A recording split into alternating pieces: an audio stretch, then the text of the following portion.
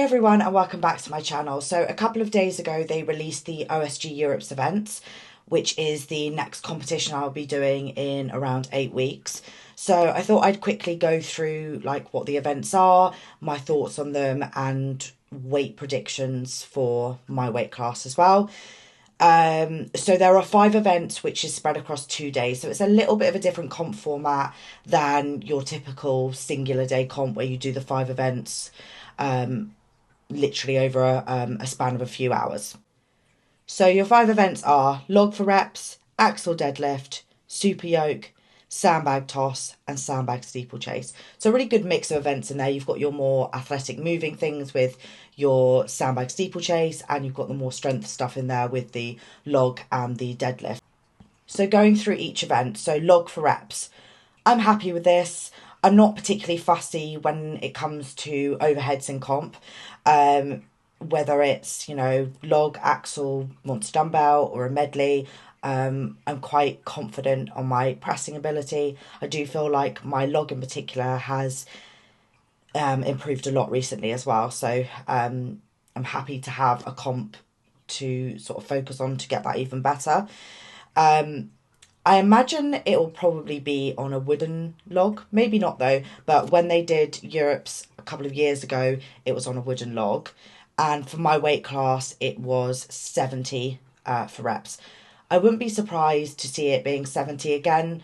Maybe they could go a touch heavier, say 75.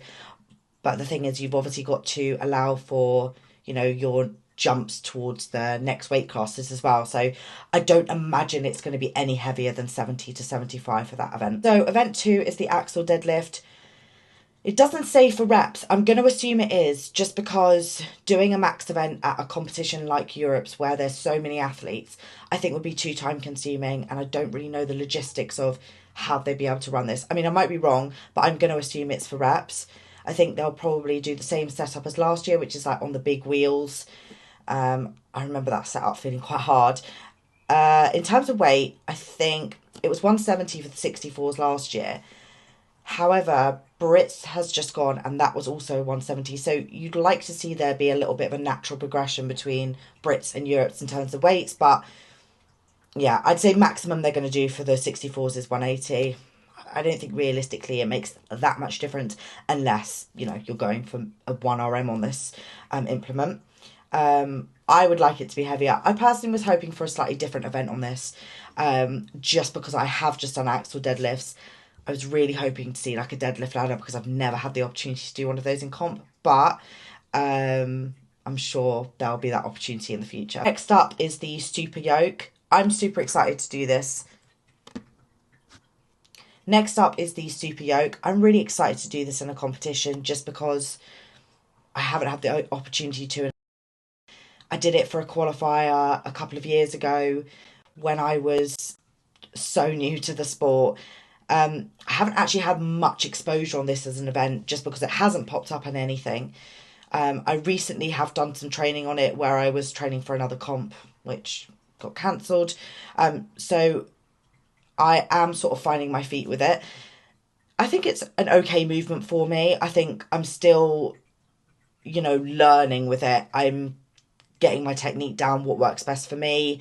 And I need to sort of develop the speed and stuff like that. But the actual kind of strength is there, I'd say. In terms of weight, for the 64s a couple of years ago when they did this, it was 220. So for a 20-meter straight. So if it's a 20-meter straight again, it will probably be similar, 220, 230. But they might do something different. They might do a 10-meter drop and turn or a 15-meter drop and turn, and then maybe they'll sort of change the weights to that. But I think it will probably be around that 220 mark for this. Then fourth event is the sandbag toss. I won't lie, I hate seeing this come up. And frankly, that is because it is an event I struggle with. It's nothing more than that. I mean, I personally think if you're going to put a sandbag toss in there, you should make it a 6-event comp, and that is because it's quite a short event. And I don't think it's that exciting to watch. I don't know if I'm being biased because I don't like it. But it's not my favourite. It is getting better though. Every single comp I've done, it seems to be in every single competition at the moment for the last couple of years, but it has got better. So I've either got quicker or I've got more bags. So hopefully I can continue that trend. I think for me, my technique goes very quickly, and I'm not able to generate the power once I am sort of through a few events in the comp. So, you know, I've done a deadlift, I've done a press, and then I've suddenly got sandbag toss. And even though it goes pretty well in training, like I'm getting, you know, the full comp runs, when it gets to the competition, I can't seem to string it together. And all I can think is that it's just under that fatigue of comp. So with that being said, I am changing around my training a little bit, pushing it right to the back of the session so I can simulate that fatigue. So fingers crossed that for Europe's I actually have a good bag run. In terms of weights, I think, you know, you're never going to see crazy jumps on this, just because of what it is, but I would imagine they might end on a 13 bag instead of an 11. They might go a little bit taller. They might add in like a 6 bag like they do at World. So there's a couple of little things they'll do on this, but yeah, I'd imagine there's going to be 6 bags, 8 to 13 for the 64s, and they might keep it at 4. They might go a little bit taller. It kind of depends what equipment they're working with as well. And the final event is sandbag steeplechase. I really like this as an event. I much prefer it to things like max distance stuff, like the Husafell. I like being athletic and being more quick and stuff like that. This is something that I've always been pretty decent at. I feel like I've got quite good pickup strength.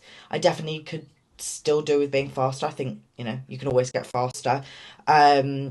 My sort of loads over the middle and the end are pretty good as well. So I feel quite confident in this event. In terms of weights, I imagine it'll be 275 mirror fit bags if that's the ones they're using, which they do tend to at Europe's. This is what it was a couple of years ago.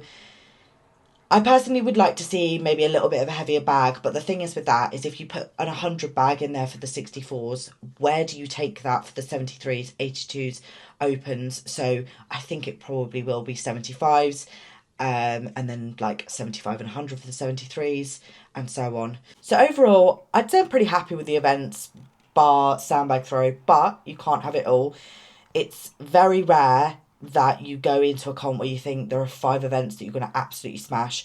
I think everyone's got that weakness. I think the reason that I find it frustrating that sandbag throw is in there is because it has literally been in every comp recently, and I think sometimes it would be good to have a little bit of a change. But I think it's good for me because I can keep working on it as a weakness, and hopefully continue to do better on it.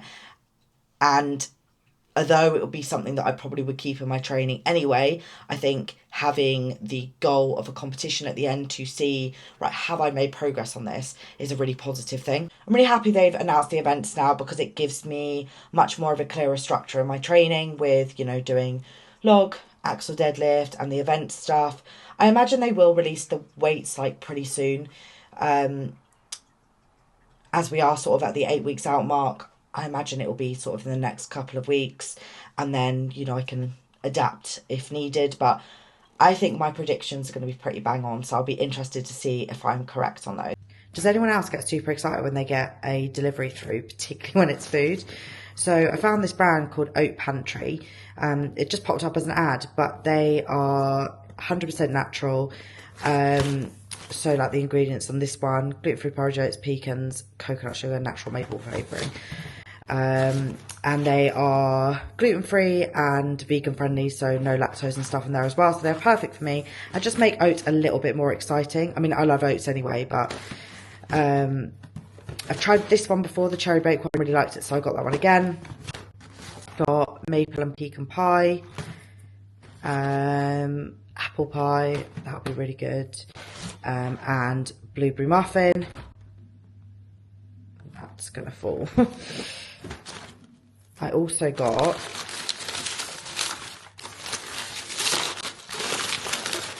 I also love nut butters. So this is cookie dough cashew butter, which I'm super excited to try.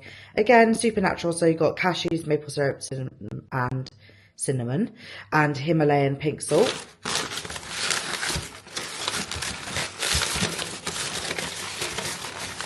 And I also got maple pecan nut butter, which I think will go really well with the maple and pecan oats. So I am going to definitely make up one of these for my oat dish tomorrow. And I am going to do the rest of my food prep now as well. So that's my oats prepped. So I did the blueberry muffin flavour of Oat Pantry, cooked it with some almond milk, and then I added in a couple of drops of these. Really, really like these. They're a quite light vanilla flavour and just gives it a little bit of extra sweetness. I have those in vanilla and caramel, and I try to stick to the more natural sweeteners like stevia. And then I topped it with some blueberries, cinnamon, and some of my new cookie dough cashew butter. I wish you could smell this because it smells absolutely incredible. It smells definitely like a blueberry muffin. So this is usually meal one of the day. Which is 1 egg with some egg whites and then 2 Heck Simply Chicken sausages. Sometimes I'll have the chicken Italian one, but it literally depends on which ones are on deal in Sainsbury's at the time. I always top my eggs with this. I love these blends. They're called Just Spices. You can get them in most supermarkets now. This is the egg topping one, and it's got salt, sesame seed, tomato, chili, leek, garlic, roast onion, chive. So it just makes eggs a little bit more exciting. And then I have one of these, which are the Promise gluten-free bagels. They're just sort of basic supermarket ones at the moment, but usually if I have bagels, I will order them from a specific gluten-free bakery, because sort of nothing beats like a fresh bagel compared to like packeted ones. But these will do for now. So this is the meal that I'm going to have post-workout tomorrow. So I've got my turkey mince, Mediterranean veg, spinach and rice. This is the Tilda tomato and basil rice, which I'm absolutely loving at the moment. And then I mixed in this Heinz cherry tomato and basil sauce, literally just chopped tomatoes and some herbs. And then also another one of the Just Spices mix, which is the bolognese seasoning, which is a load of different ones in there. I also usually have my fruit straight after as well. Tomorrow I'm going to have mango and pineapple. Then this fairly boring looking meal is my dinner. So I've got tender stem veg, potatoes cooked in rosemary and garlic, and then I have chicken breast. This is the Cajun chicken breast grill, which I've been having from Sainsbury's recently. I either mix it between that or I have their lemon and herb mini fillets. I'm enjoying sort of a little bit of a spice to my chicken at the moment. So last meal of the day is my Ninja Creamy. So I've just made up the base. So I've used the For Goodness Shakes salted caramel flavour. It doesn't market it on the front as lactose free, but if you look on the back, it does say lactose free. And little tip, if one of the ingredients, it's usually at the end, says lactase, that means that it's broken down the lactose in the product and therefore is lactose free. So sometimes it doesn't always sort of explicitly say it. And then I added in some stevia caramel drops. There's some almond milk in there as well, just to give it a little bit more volume. And then I'll whip it up tomorrow and add in what I fancy, depending on sort of what macros I've got left that I can fit in there. So I think I'll probably have like some pecans if I've got enough fats, and then some like caramelized, I've got gluten-free caramelized biscuits. So probably those as well. As you can see, nothing has changed much at all, apart from just maybe a few different sort of flavour things from last week's food prep. Everything's pretty steady at the moment, and probably will be for the next few weeks until probably the sort of 4 or 5 week out mark, where I'll start maybe tapering my food a little bit, but I don't imagine it'll be sort of anything drastic. And when I do drop my food, I tend to just literally pull out like 10 grams of potato and 10 grams of oats, so it's really not noticeable for me. So yeah, that's that. Thank you for watching my video today. Please like, comment and subscribe. It really helps, and I will see you in the next one.